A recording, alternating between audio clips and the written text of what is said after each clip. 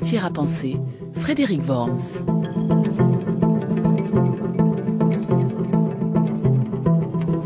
Ce soir, j'ai le plaisir de recevoir Magali Besson, professeure à l'Université de Paris 1 et spécialiste de ce concept étrange de race qui traverse nos sociétés.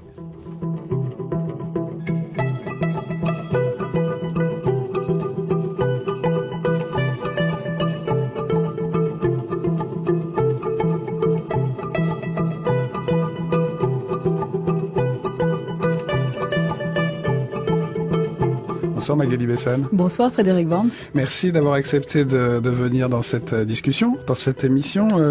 Je vous ai présenté rapidement comme étant spécialiste d'un concept. Je ne sais pas si c'est seulement un concept, c'est aussi un problème social, politique. C'est en tout cas cette notion, ce mot de race qui traverse un ensemble de discours et auquel vous avez consacré d'abord votre thèse, qui est devenue un livre il y a longtemps déjà, Sans distinction de race. En tout cas, c'était une suite de votre thèse initiale qui portait sur d'autres problèmes politiques, Sans distinction de race, et puis un certain nombre de travaux récents et à venir, un collectif que vous avez dirigé chez Herman avec Daniel Sabag, intitulé Race, racisme, discrimination, une anthologie de textes fondamentaux, et puis un petit livre à paraître, mais dont on se permettra de parler, si vous êtes d'accord. Bien sûr, avec plaisir. Un petit livre dans une collection très particulière, une collection de philosophie pour les adolescents, chez Gallimard Jeunesse, qui s'intitule Philophile. Et le titre de ce petit livre à venir, les races, ça existe ou pas, est une question. Alors, peut-être la première question quand même, qu'est-ce qui vous a amené à vous intéresser au concept de race, Magali Besson ? Alors, en fait, comme vous l'avez rappelé, ma thèse portait sur un autre objet, mais dans ma thèse, j'avais découvert à l'occasion de cette thèse quelqu'un qui s'appelle William Edward Burghardt Dubois ou Dubois, et notamment son ouvrage important. Ça s'écrit comme Dubois en français, mais voilà. En deux mots, mais comme il est américain, on dit prononce parfois Dubois. Dubois. Son ouvrage qui s'intitule Les âmes du peuple noir, et je m'interrogeais à partir de ce livre et dans un contexte états-unien au départ exclusivement sur justement l'importance ou la prégnance de la question raciale, de la pensée raciale aux États-Unis. Et dans son histoire, puisque l'ouvrage de Dubois a été publié en 1903, donc sur une histoire, disons, au moins de moyen terme. Et puis, ce qui m'a frappé à l'époque, donc c'était au tournant des années 2000, c'est que la question raciale qui existait aux États-Unis en sociologie, en histoire, mais aussi en philosophie, en théorie critique, en philosophie politique normative, n'avait pas en France la même ampleur, en tout cas la même pertinence disciplinaire, et notamment dans ma discipline à moi, qui a toujours été la philosophie et la philosophie politique. Et je me suis demandé pourquoi cet objet, qui était un objet qui avait complètement droit de cité aux États-Unis, ce terme qui n'était pas un terme tabou, ce concept qui était étudié avec des outils de l'ontologie, de la métaphysique, de la philosophie du langage, etc., comme concept, donc qu'est-ce que ça veut dire d'être un concept, etc., ne suscitait pas du tout le même genre d'enjeux disciplinaires, philosophiques, théoriques, etc., en France. Donc curieusement, ce qui faisait pour vous la spécificité aux États-Unis de cette question de la race, ça n'est pas seulement sa persistance politique comme problème, le racisme en tant que tel, mais c'est aussi son explicitation dans le discours, le fait qu'il y ait, alors est-ce qu'on dit race studies, comment est-ce qu'on dit exactement, ces études de race, comme il y a aussi les études de genre, comme il y a aussi les études culturelles ou les études postcoloniales, donc un certain nombre d'études universitaires qui promeuvent en l'occurrence cet objet. C'était au moins autant ça que la persistance du racisme, tout simplement. Voilà, je suis arrivée avec la question du racisme. Et ça a provoqué une autre question qui était pourquoi aux États-Unis l'existence massive de la persistance du racisme a suscité une interrogation sur les concepts. Qu'est-ce que ça signifie racisme? Et donc, et c'est ça qui est intéressant, c'est cette relation causale, qu'est-ce que ça signifie race? En se disséminant dans un ensemble de disciplines, et vous en avez évoqué quelques-unes, Frédéric Worms, race studies, mais aussi les black studies, les hispanic studies, et puis post-colonial studies, subaltern studies, et puis encore une fois, dans un champ très strictement philosophique, ce qu'on appelle aujourd'hui désormais un champ qui est la philosophy of race. Donc il y a aux États-Unis un champ académique avec des débats, des publications, des revues qui portent sur la philosophy of race. Mais alors, insistons un peu sur cette différence de contexte. Au fond, est-ce que on pourrait dire qu'aux États-Unis, il y a une sorte d'évidence du problème politique qui persiste depuis la création même des États-Unis et qui oblige les universitaires à se saisir du problème? Et donc alors, en France, est-ce que ce serait, jusqu'à il y a peu, et vous participez du mouvement qui relégitime ces questions en France même, est-ce qu'en France, c'est absent parce le problème aurait disparu, ou bien au contraire parce qu'il y a un déni de ce problème, parce qu'il saute moins aux yeux, ou il sautait moins aux yeux quand il vous a justement sauté aux yeux aux États-Unis? Donc est-ce que, et puis inversement, on aurait envie de vous demander, est-ce que la promotion de l'objet dans le monde universitaire aux États-Unis a eu un effet pratique? Est-ce qu'elle a aidé à une situation qui visiblement ne s'arrange pas? Alors, il me semble, ce sont des hypothèses, mais il me semble que aux États-Unis, la persistance et la visibilité du problème politique n'ont pas en elles-mêmes suscité ce type de questionnement, mais c'est aussi que très vite, très tôt, la question raciale ou la manière dont la pensée raciale a été étudiée aux États-Unis d'abord est provenue d'une dichotomie très massive blanc-noir, qui a provoqué un certain nombre d'effets.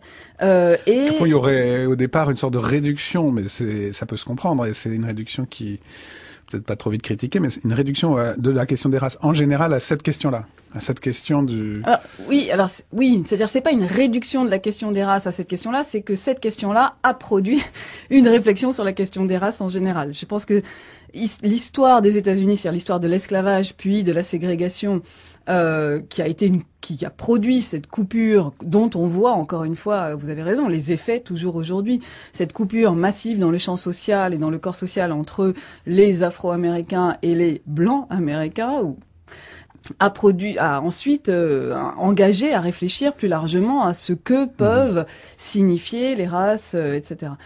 Mais c'est aussi que d'emblée aux États-Unis, la question a eu une réalité politique parce que les catégories raciales ont toujours été des catégories mobilisées, notamment dans le recensement de la population américaine, mais pas seulement dans le recensement, de manière routinière, dans un certain nombre d'enquêtes administratives qui se produisent partout aux États-Unis. Et je pense que c'est plutôt là la différence avec le contexte français, dans lequel la catégorie ou les catégories n'ont pas cette évidence historique continuée qu'elles ont pu revêtir aux États-Unis depuis 1790 et le tout premier recensement de la population aux États-Unis. Oui, au fond, dans l'imaginaire français, le concept de race apparaît de manière discontinue et quasi pathologique, comme un retour à un impensé de la démocratie, alors que son but avoué est un universel au fond vraiment universel, qui dépasserait toutes les discriminations, et il y aurait cette pathologie de temps en temps du rétablissement de l'esclavage par Napoléon, par exemple, ou bien du moment raciste antisémite de Vichy qui légalise de nouveau une discrimination raciale, mais qui serait plus vécu comme une discontinuité, une sorte de pathologie, alors que aux États-Unis il y a une continuité du fait et de la catégorie. Voilà, c'est exactement ça. Qui vient contredire l'universel quand même. Évidemment, qui contredit l'universel et qui oblige du coup à se poser la question de la construction même de cette catégorie et de la construction même de l'universel au nom duquel la République américaine ou la démocratie américaine pourrait prétendre que, selon les termes de la Déclaration d'indépendance, tous les hommes ont été dotés par leur créateur de droits inaliénables, etc. C'est-à-dire que c'est d'emblée ce paradoxe, ce dilemme qui est au cœur de la démocratie américaine, qui a exigé que des universitaires, des chercheurs, des penseurs, des intellectuels s'interrogent sur ce dilemme, ce que Gunnar Myrdal appelle le dilemme américain, hein, la concomitance ou la coïncidence d'un idéal universel, d'égalité, de liberté, de droit au bonheur, et dans les pratiques politiques, une pratique, disons, separate but equal pendant quelques décennies, une pratique qui, quoi qu'elle prétende se faire au nom d'une égalité, en réalité reproduise des effets de domination, de ségrégation, de stigmatisation à l'égard d'une population particulière. Oui, parce qu'au fond, on pourrait dire, Magali Besson, bon, l'esclavage a été aboli aux États-Unis après la guerre de sécession, mais la persistance du concept de race, c'est au fond la persistance du fondement d'un esclavage possible. Est-ce qu'il y a un lien quand même, vous dites le racisme a introduit le concept de race, mais d'une certaine manière, on peut dire tout usage du concept de race a déjà des conséquences pratiques virtuelles possibles. Déjà le maintenir, ne serait-ce que dans les cartes d'identité, est-ce que ça n'est pas déjà rendre possible certaines conséquences pratiques, politiques, certains usages, pas forcément les pires immédiatement, mais néanmoins, potentiellement? Eh bien, je dirais que maintenir les catégories raciales, comme vous dites, aussi peu que ce soit, j'allais dire officiellement. Voilà, officiellement dans les enquêtes, sert d'abord à visibiliser un problème. Et ne pas mobiliser ces catégories sert à, d'une certaine manière, invisibiliser les effets négatifs, la plupart du temps peut-être positifs, de l'existence de ces catégories de division à l'intérieur d'une société qui prétend être fondée sur des universels moraux ou normatifs, politiques. Donc vous diriez tout de suite, j'allais dire sans médiation, que la persistance de ces catégories peut avoir un usage positif, mais est-ce que ça ne suppose pas quand même cette médiation critique? C'est-à-dire que dans les cartes d'identité aux États-Unis, il peut y avoir la catégorie race, mais pour y voir un effet de visibilisation et pas seulement de discrimination, il faut quand même un regard critique qui dit vous voyez bien, cette catégorie a tel et tels effets, elle existe, elle n'est pas, on peut pas la mettre sous le tapis. Donc il faut quand même un regard critique au premier abord, dans son premier usage. Est-ce qu'elle n'est pas quand même d'abord du côté de la discrimination, avant de nous faire voir justement une discrimination qui existerait peut-être par ailleurs? Alors dans l'histoire états-unienne, donc si au premier abord vous voulez dire historiquement, enfin à l'origine, la catégorie est discriminante sur le plan et discriminante négativement. Donc disons qu'historiquement dans les usages officiels et administratifs aux États-Unis, elle est discriminante. Elle a été utilisée d'abord pour discriminer un groupe au motif en raison de sa race attribuée. Maintenant, ce qui est intéressant justement, c'est que la fin de l'esclavage après la guerre de sécession, puis la fin de la ségrégation dans les années 1950-1960, n'ont pas entraîné, y compris de la part des discriminés, des dominés, la demande de faire disparaître les catégories.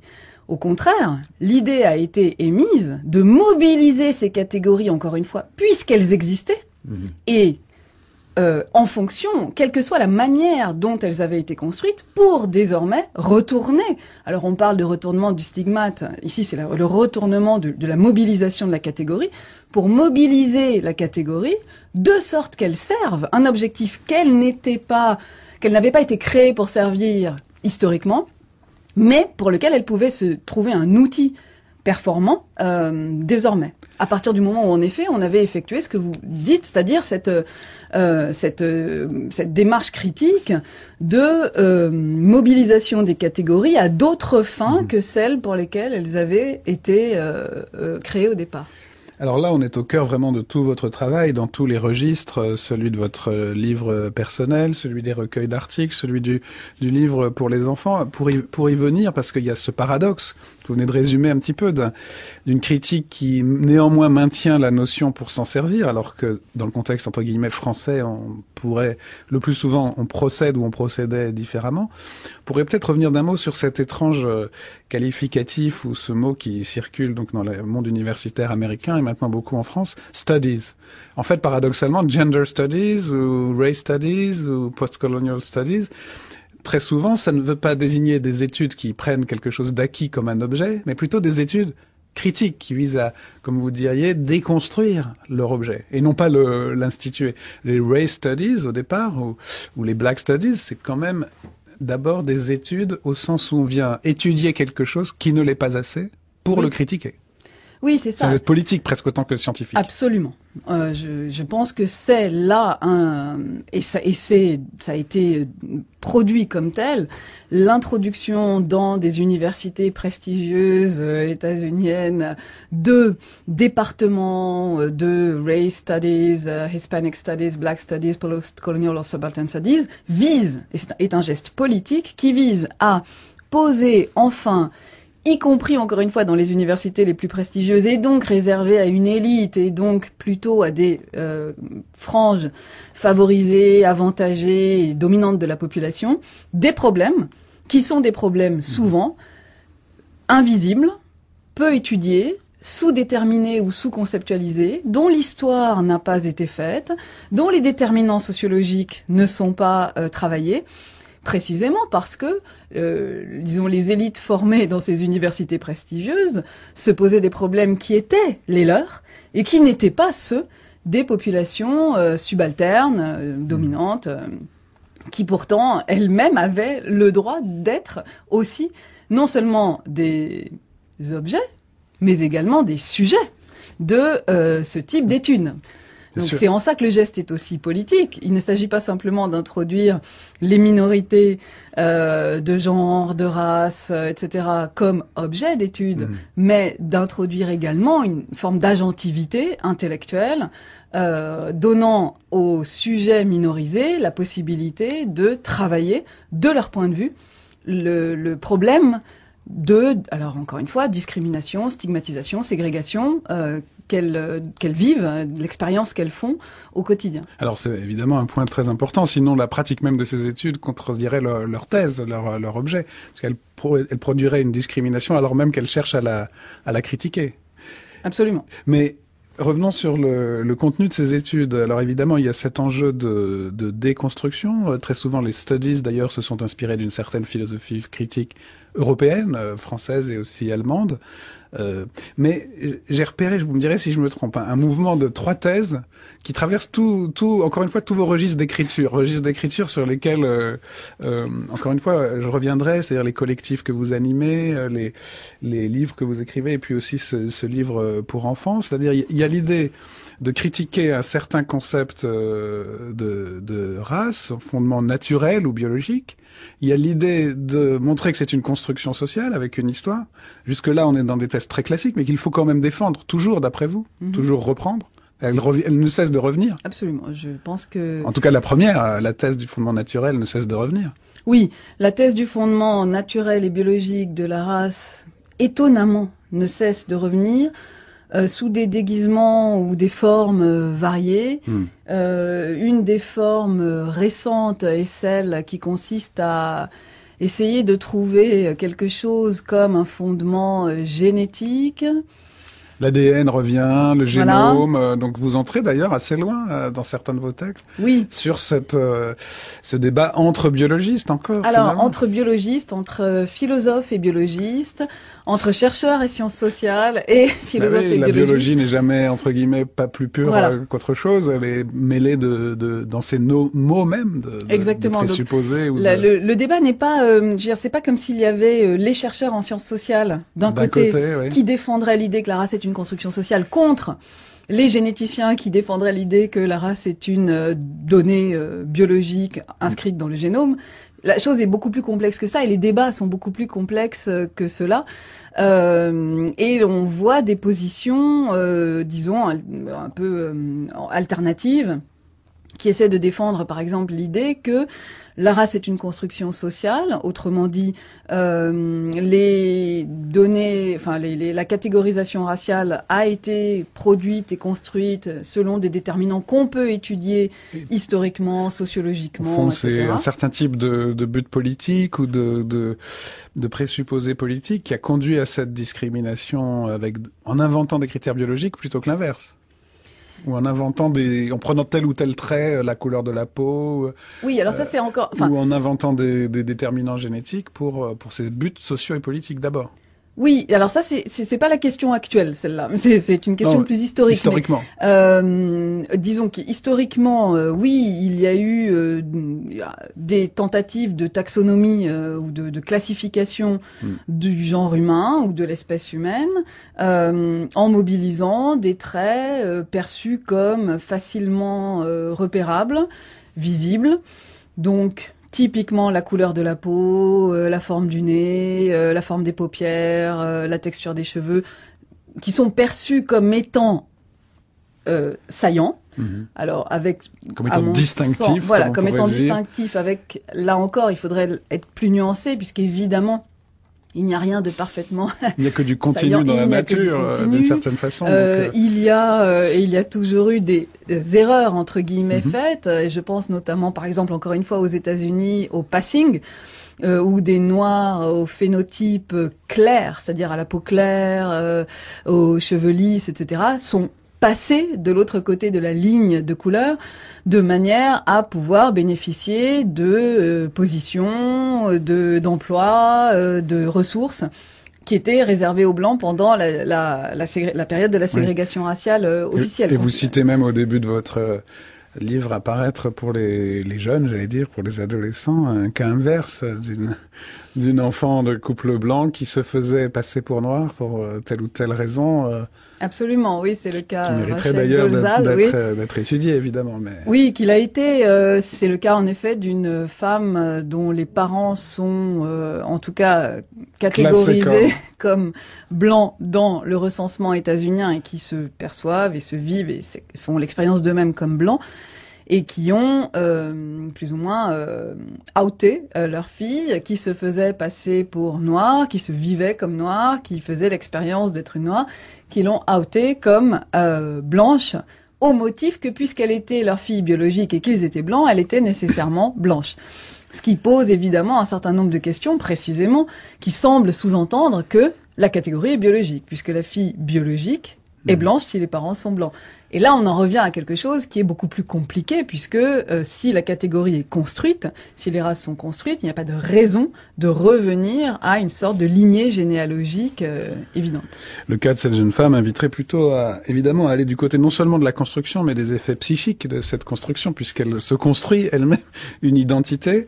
On reviendra dans un instant sur le troisième pan de votre thèse, qui est de dire non seulement qu'il n'y a pas de fondement naturel, non seulement que c'est une construction sociale, mais que malgré tout, cette construction sociale donne une existence aux races dont se saisissent d'une façon tout à fait différente, évidemment, du racisme, les groupes discriminés eux-mêmes. Mais pour insister sur ces identités complexes et les effets psychiques, au fond, et les revendications paradoxales et même créatrices de ces catégories qui sont d'abord discriminantes et destructrices, vous avez choisi un morceau de musique au titre étonnant, Identité en crescendo, un morceau de jazz interprété par José, mais aussi Archie Shepp. Retrouve-toi seul, sans tes origines, renvoie-les à tes ancêtres.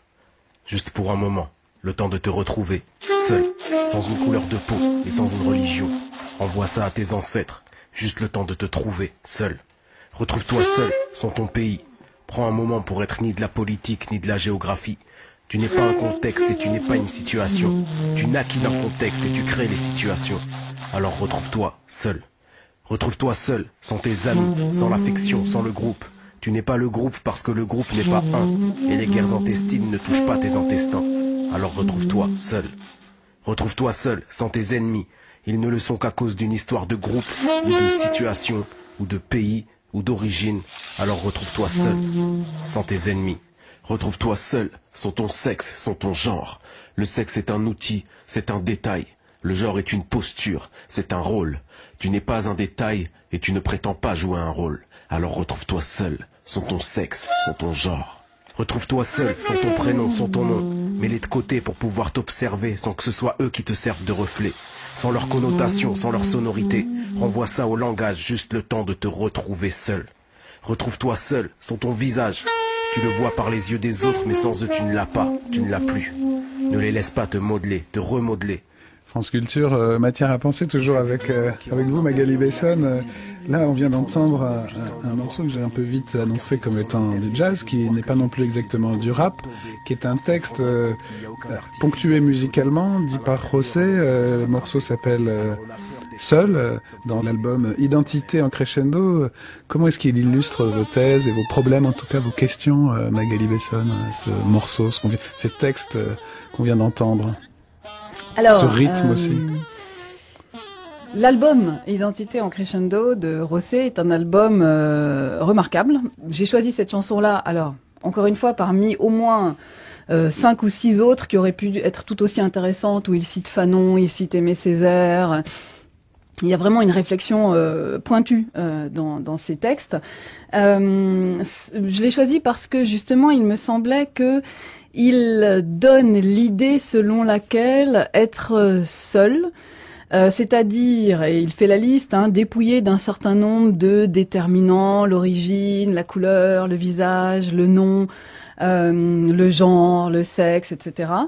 Se retrouver seul, c'est en réalité aussi une manière justement d'être solidaire. Et j'ai trouvé que dans le titre et dans la manière de penser de José, finalement, on retrouvait quelque chose qui était déjà chez Camus sur cette espèce de dialectique solitaire-solidaire. Être seul, c'est aussi une manière d'être solidaire de l'ensemble de l'humanité, sans distinguer, et c'est ce que dit José, sans décider qu'on a son groupe d'amis une bonne fois pour toutes, ou qu'on a son groupe d'ennemis une bonne fois pour toutes, c'est-à-dire que le groupe nous fait être ce qu'on est.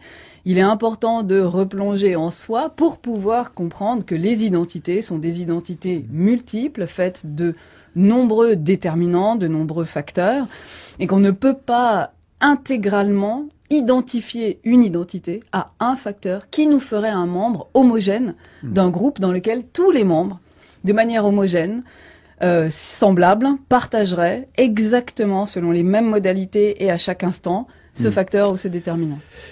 Se retrouver seul, c'est une injonction en effet qui pourrait être paradoxale. Retrouve-toi seul, mais là, ce qu'on entend, c'est le seul aussi au sens de l'unique. Vous dites solidaire, bien sûr, mais solidaire des autres, sur un mode non prévu a priori, finalement. Nous sommes tous uniques et une solidarité des singularités, finalement, pas une solidarité préétablie sur un groupe, une identité commune. C'est ça, sur un mode non prédéterminé par les autres, mais sur un mode qui exige de se demander ce qu'on attend des autres et ce qu'on est dans des relations sociales dont on ne peut pas sortir, mais dont on doit sans arrêt essayer de comprendre qu'elles n'ont pas à nous être imposées de l'extérieur, pas plus qu'on a à les internaliser. Je voudrais revenir sur quelque chose que vous avez dit juste avant la coupure musicale. Oui, parce que justement, je devine de quoi vous allez... Je vais justement reprendre la question d'avant. Pardon de vous interrompre, mais c'est pour aussi retisser ce lien. Ce que vous venez de dire sur la solitude irréductible aux identités, est-ce que ça contredit pas un peu justement l'un des éléments de vos livres sur la race et le racisme, qui est de décrire positivement aussi une reprise de l'identité commune? Une reprise du nous, une reprise même de ce signifiant de race, de ces identités, pour en faire un usage critique. Mais alors, est-ce qu'il faut être du côté de la singularité irréductible ou du côté d'un usage positif du nous? Alors, je voulais revenir justement sur l'usage des catégories. Ouais. Les catégories de race sont un effet comme le dit Bourdieu, un effet de vision et de division du monde social. C'est-à-dire qu'elles nous donnent quelque chose à voir comme si on n'avait qu'à ouvrir les yeux pour les voir, alors qu'on sait bien que ce visible est construit, mais qu'elles sont là aussi pour diviser le monde social en des groupes prédéterminés dans lesquels on n'aurait plus qu'à s'insérer en tant que membre de ce groupe. Ces catégories, une fois qu'elles sont produites, ont des effets objectifs, intersubjectifs et subjectif. Et c'est ça, c'est là que je voulais en venir. Affectif, même, vous dites dans vos livres. Affectif, et qui nous oblige à internaliser les attentes sociales, qui nous oblige à internaliser les manières d'être et de faire qu'on attend de chacun d'entre nous dans un certain nombre de circonstances ou de situations sociales. Et c'est en ça que la dichotomie singularité ou collectivité perd de sa de son tragique. Il n'y a ni jamais de pure singularité, ni de collectivité qui ne serait qu'une collection de N, de X, qui seraient tous des N ou des X exactement semblables aux autres. Mais il y a sans arrêt des relations, des relations entre des individus pris dans des collectivités elles-mêmes mouvantes et susceptibles d'être rejouées, reconstruites ou reconfigurées à chaque instant. Oui, mais comment est-ce qu'on passe d'une intériorisation malheureuse et même violente, au fond, qui fait adopter à la victime d'une discrimination les traits mêmes qui sont imposés au groupe parce que il y a cette violence. Comment est-ce qu'on en sort pour arriver soit à s'en libérer totalement, c'est plutôt ce que dit le texte de José, il me semble, c'est-à-dire libère-toi de toutes ces déterminations, ou bien il y a cette alternative que vous décrivez aussi d'en faire un trait positif, un trait de revendication critique et de dire puisque race il y a, finalement servons-nous de ce concept d'une manière affirmée pour le faire voir parce qu'il nous fait violence et justement pour se libérer de la violence en la faisant voir et en la rendant ultra visible même. Est-ce qu'il faut alors se défaire? C'est un peu ce que demande José quand même, ou se surfaire en quelque sorte. Dans la parodie aussi dont parle beaucoup Judith Butler, c'est-à-dire affirmer dans, par exemple, les mimétismes de genre ou de race, justement une autre visibilité, disons. Alors, pour répondre à votre question, je vais revenir sur ces trois ce triple mouvement que vous avez évoqué, Frédéric Worms, et que vous lisez dans ce que j'écris. Critiquer le concept de race comme donnée biologique ou naturelle, quelle que soit sa forme. Oui. Montrer que les races sont des constructions sociales, c'est-à-dire qu'elles ont une histoire, elles ont une sociologie, voilà. Et ce faisant, et vous avez dit donner une existence aux races. Alors, je ne sais pas s'il s'agit de donner une existence aux races, mais il s'agit en effet, et je reviens à votre question précédente, de visibiliser cette existence. Quand on a construit quelque chose, cette chose existe. Simplement, et c'est pas parce qu'on ne la dira plus ou qu'on fermera les yeux qu'elle aura cessé d'exister. Voilà, elle existe comme fait social, non pas comme fait naturel, mais la critiquer comme fait naturel ne l'abolit pas dans son existence sociale. Il est fondamental de la critiquer comme fait naturel. Il est fondamental de saisir que les races sont construites et du coup dans un contexte donné, c'est-à-dire que les races aux États-Unis ne correspondent pas exactement à ce qu'elles sont dans le contexte français ou ce qu'elles peuvent être dans le contexte allemand ou d'autres. Donc il est fondamental de déplacer ou de déplacer et pas simplement de traduire ou de décaler les analyses. C'est aussi pour ça que je voulais choisir un morceau français, parce qu'il me semble français, mais de quelqu'un qui a de multiples identités. Voilà, exactement. Français, mais de quelqu'un dont le père est un Argentin d'origine russe, juif, dont la mère est algérienne. Lui-même, José, est né en Algérie, quoique il ait vécu en France à partir de l'âge de 4 ans, c'est-à-dire quelqu'un dont, encore une fois, les identités sont des identités composites, enfin dont l'identité est une identité composite faite d'un certain nombre d'éléments.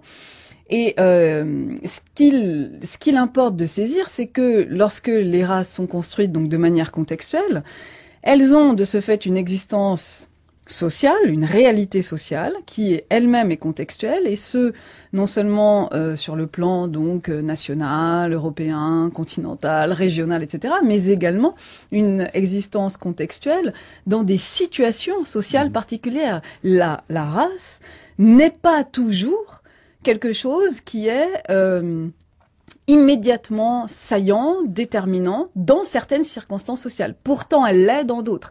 Et c'est ça aussi qui rend la chose complexe peut-être à appréhender, parce que finalement, l'idée que les races ne sont pas biologiques mais qu'elles ont été socialement construites n'est pas très, vous l'avez dit vous-même, n'est pas très compliquée. Et on y résiste. Il faut toujours la rappeler. Et on y résiste. Elle se heurte à une résistance venue de ces affects qui nous font croire au biologique ici. Ça.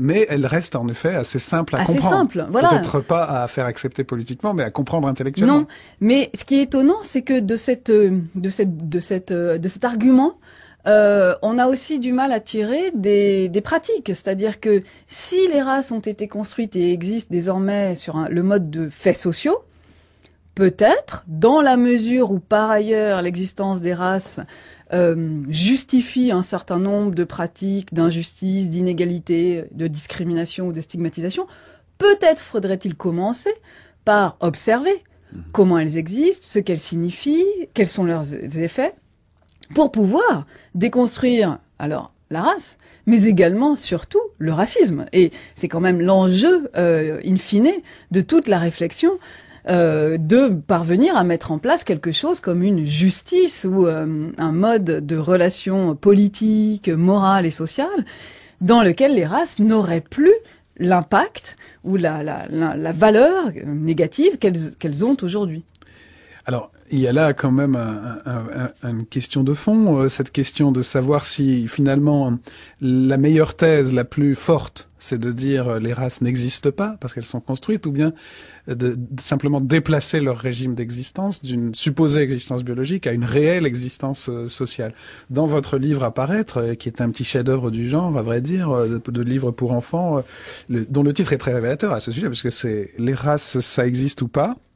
dans la collection Philophile. Au fond, vous restez dans le plus classique, peut-être parce que des raisons pédagogiques, vous allez nous dire, mais vous consacrez quand même le livre, qui est très bien illustré par Alfred. Vous montrez surtout dans le livre pourquoi on en parle, pourquoi c'est une fiction qui s'appuie sur des prétendues raisons naturelles, pourquoi c'est une construction sociale, et c'est seulement dans les dernières lignes que vous dites là, quand même, elles existent. C'est-à-dire, le paradoxe selon lequel, une fois qu'on les a critiquées, on doit dire qu'elles existent quand même, ces catégories. Dans ce livre-là, vous le laissez de côté. Pédagogiquement, c'est plus simple. Je vais peut-être reprendre le livre. non, surtout ne le reprenez les pas. races ne sont pas une fiction. Si j'ai écrit ça, il faut absolument que je le reprenne parce que non, les races ne sont pas une fiction. Non, ne le reprenez pas. Hein, et elles sont une réalité. Et un des grands enjeux. Le fondement biologique est une fiction. Voilà. Le fondement biologique est une erreur, enfin une fausseté, voilà. Un mensonge. Voilà, à la rigueur un mensonge, en tout cas jusqu'à un certain point. Enfin, mais les races ne sont pas une fiction, elles sont une réalité qui a des effets extrêmement dévastateurs, violents, allant jusqu'au génocide parfois. Donc les races sont une réalité qu'il importe de ne pas nier. Au risque de s'interdire de traiter justement cet ensemble d'effets qui sont là en raison de la construction de ces catégories. Mais encore une fois, les catégories, une fois qu'elles ont été construites, produisent des effets objectifs, intersubjectifs et subjectifs. La catégorie de nation construite, d'accord, depuis Benedict Anderson, on sait bien que les nations ont été construites par les nationalistes. La catégorie de nation produit des effets réels, c'est-à-dire que désormais il est difficile de dire que les nations ne sont pas réelles. Oui, mais j'ai quand même l'impression, Magali Besson, que dans votre livre, en tout cas pour les adolescents, ce livre, encore une fois, que je ne vous invite surtout pas à chercher à améliorer, il est très bien comme il est. Il est d'une pédagogie extrême, mais justement il est très pédagogique parce que quand même il insiste sur la critique au moins d'un certain type de réalité de la notion de race. Oui. Et je crois quand même que dans ce livre, mais ne le corrigez pas. Non. Je crois que c'est trop tard. Vous laissez de côté la thèse non pas paradoxale, mais quand même plus problématique de dire elles ont un effet social, elles ont des conséquences sociales, mais elles ont aussi, à travers ces effets sociaux, une réalité, parce qu'il y a une ambiguïté sur le mot réalité quand même. On entend le plus souvent par réalité un fait objectif, indépendant des hommes, au fond, auquel renverraient nos mots comme à des éléments du monde naturel. Donc il y a toujours, quand on parle de réalité, ce réalisme-là derrière. Et c'est ça que vous critiquez quand même dans ce livre. C'est ça que je critique, absolument. Donc il est toujours un peu plus, paradoxal de dire les races ont une réalité, mais purement sociale et historique, puisque en général, le purement social et historique est décrit comme construit, ne relevant pas de cette réalité. Mais est-ce que vous diriez que les catégories socio-professionnelles ont une réalité ? Encore une fois, je pense qu'elles ont des effets pratiques sur nos vies, qu'elles ont une réalité dans leur domaine, mais est-ce qu'elles ont la même réalité supposée que le monde naturel pur ? Je crois qu'il faut faire très attention avec ce mot réalité, Magali Besson. Évidemment. Non, mais je suis entièrement d'accord avec vous, Frédéric Worms. Toujours, vous verrez revenir ceux qui disent « Attention, elle a dit que c'était réel, vous voyez bien ». Mais parce que, et c'est en ça qu'en effet, il ne faut jamais cesser de dire et de redire que le réel ne se résume pas à un matérialisme biologique, physique, du monde naturel. Tout n'est pas réel comme la pierre, mais tout peut avoir une réalité comme l'argent, la catégorie socio-professionnelle, la nation, et la race relève de ce type de réalité sociale. Et il me semble que le fait social total, d'une certaine manière, que représente la race, existe indépendamment de son ancrage, ou de son prétendu ancrage, dans quelque chose Bien comme sûr. une Et existence le risque biologique. de la critique, c'est le déni finalement. C'est-à-dire, c'est de dire comme c'est une construction, et ben voilà, il suffit de la critiquer Voilà. et elle disparaîtrait. Et vous montrez au contraire que ces effets persistants lui donnent l'épaisseur d'une réalité.